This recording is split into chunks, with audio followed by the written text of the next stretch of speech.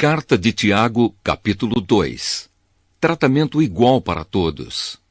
Meus irmãos, vocês que creem no nosso glorioso Senhor Jesus Cristo, nunca tratem as pessoas de modo diferente por causa da aparência delas. Por exemplo, entra na reunião de vocês um homem com anéis de ouro e bem vestido, e entra também outro, pobre e vestindo roupas velhas. Digamos que vocês tratam melhor o que está bem vestido e dizem: "Este é o melhor lugar, sente-se aqui."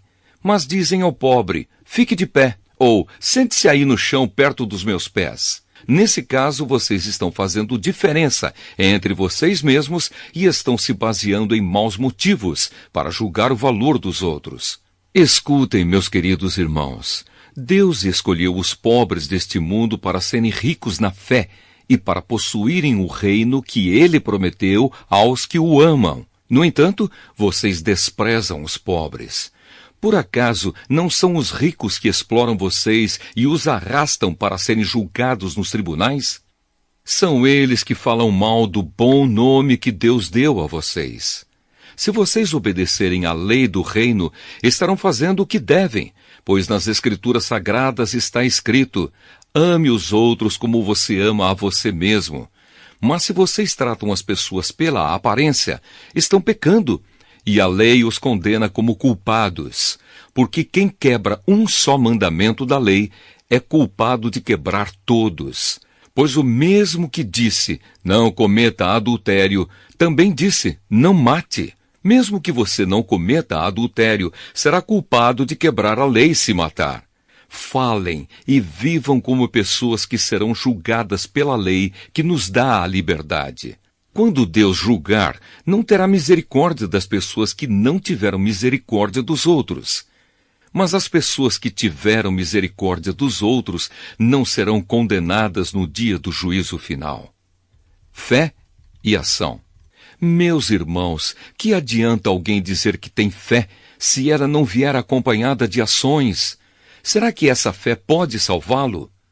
Por exemplo, pode haver irmãos ou irmãs que precisam de roupa e que não têm nada para comer. Se vocês não lhes dão o que eles precisam para viver, não adianta nada dizer: "Que Deus os abençoe, vistam agasalhos e comam bem." Portanto, a fé é assim.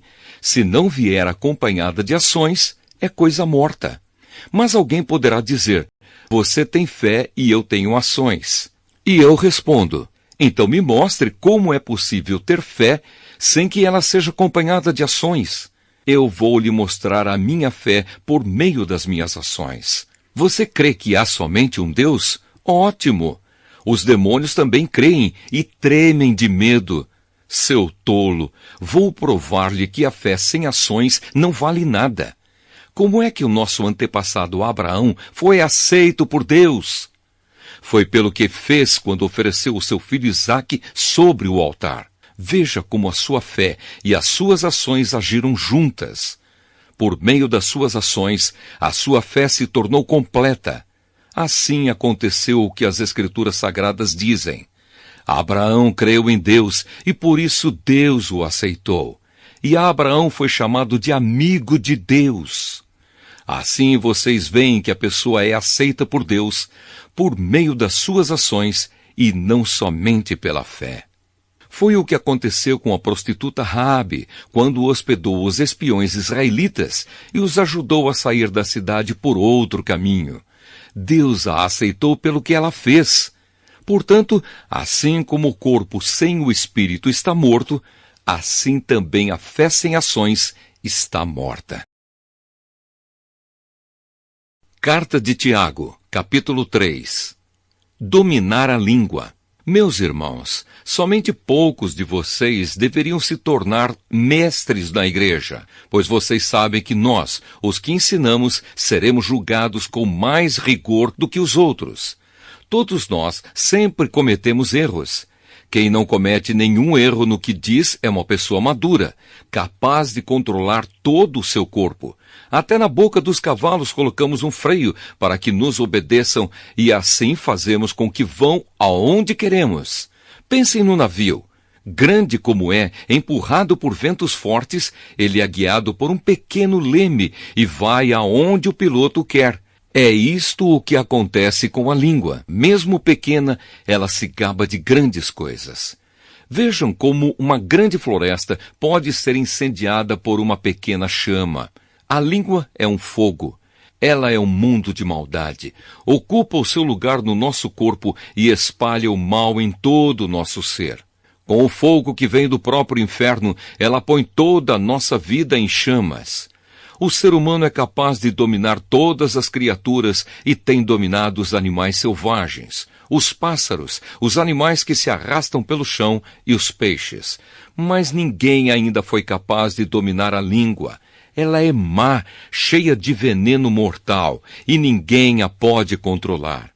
Usamos a língua tanto para agradecer ao Senhor e Pai, como para amaldiçoar as pessoas que foram criadas parecidas com Deus. Da mesma boca saem palavras tanto de agradecimento como de maldição. Meus irmãos, isso não deve ser assim. Por acaso pode a mesma fonte jorrar água doce e água amarga? Meus irmãos, por acaso pode uma figueira dar azeitonas ou um pé de uva dar figos? Assim também, uma fonte de água salgada não pode dar água doce. A verdadeira sabedoria.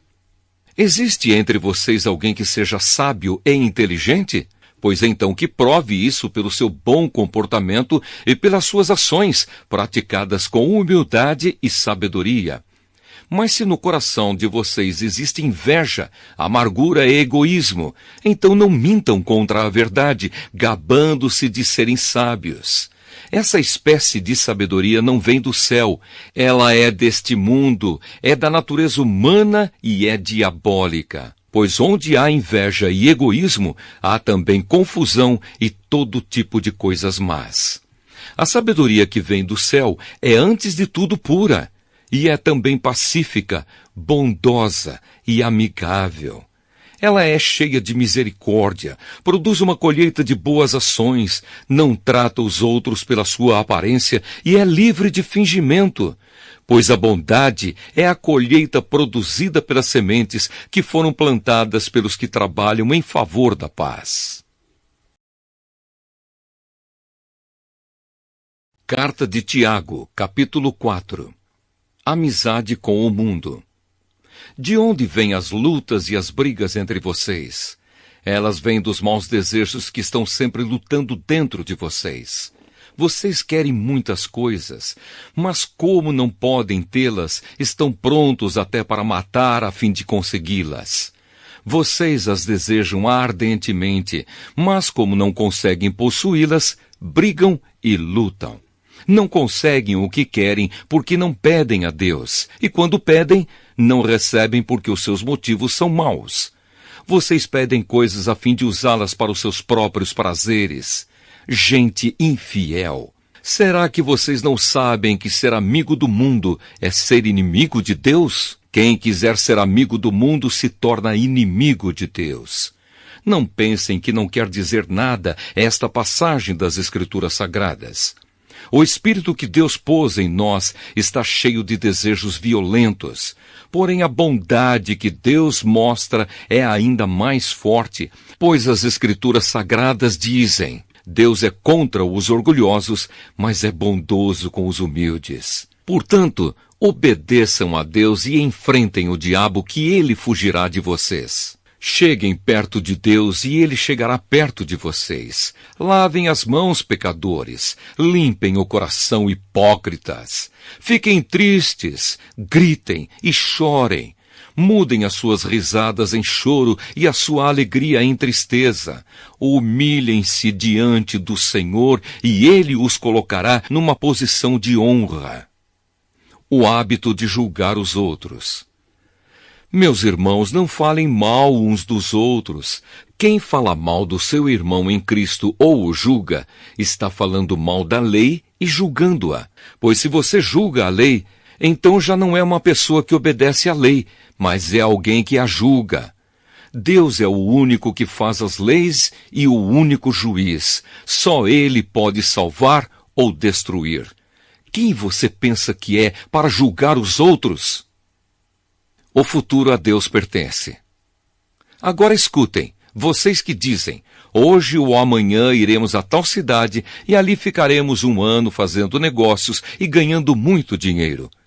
Vocês não sabem como será a sua vida amanhã, pois vocês são como uma neblina passageira que aparece por algum tempo e logo depois desaparece.